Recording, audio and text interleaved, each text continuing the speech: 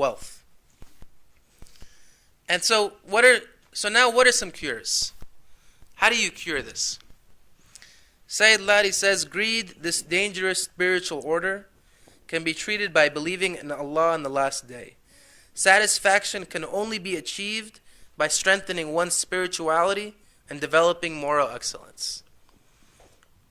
So step number one is having iman, is having just a belief in Allah subhanahu wa ta'ala. Having a recognition that everything here is temporary. Everything we gain is temporary. It was given to us by a greater Allah subhanahu wa ta'ala, and it can be taken from us just as easily.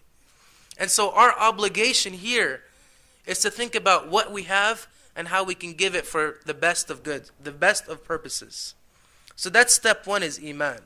Understanding that Allah subhanahu wa ta'ala is watching us, is watching over us, so we don't have to feel insecure, and at the same time is waiting for us to give with what we have. And the second cure for this miserliness is volunteering. Is taking some little bit of your time. Now how can that be? Miserliness comes down to economics and comes down to money. So how can volunteering your time help cure miserliness and greed?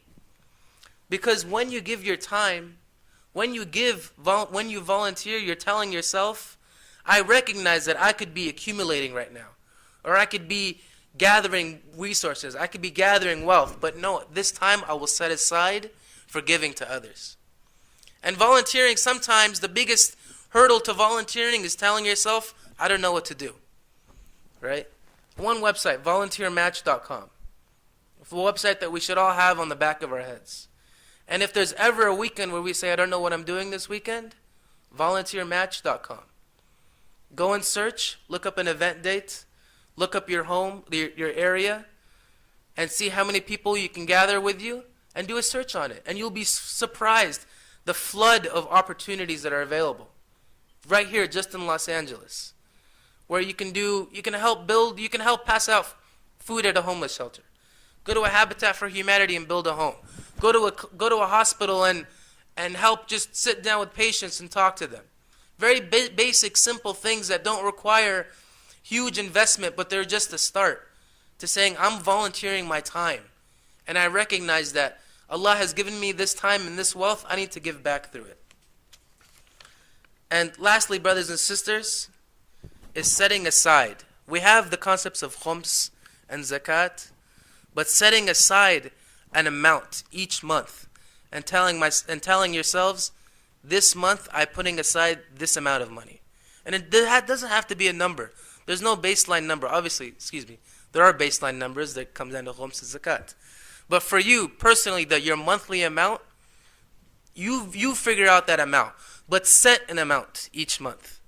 Set an amount each month that each month I'm putting aside just this little pool, and I'm going to figure out what I'm going to do with it, but it's going to go to the benefit of somebody else. Whether it's a brother or sister who you know might be undergoing sickness and needs some way to support themselves, whether it's an organization that you know does good work, whether it's a charity, some amount has to be given.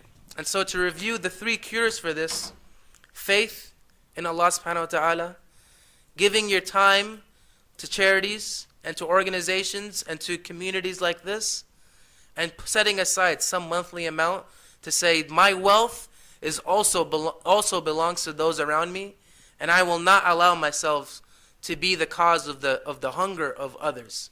Inshallah. Salli ala Muhammad wa ali Muhammad.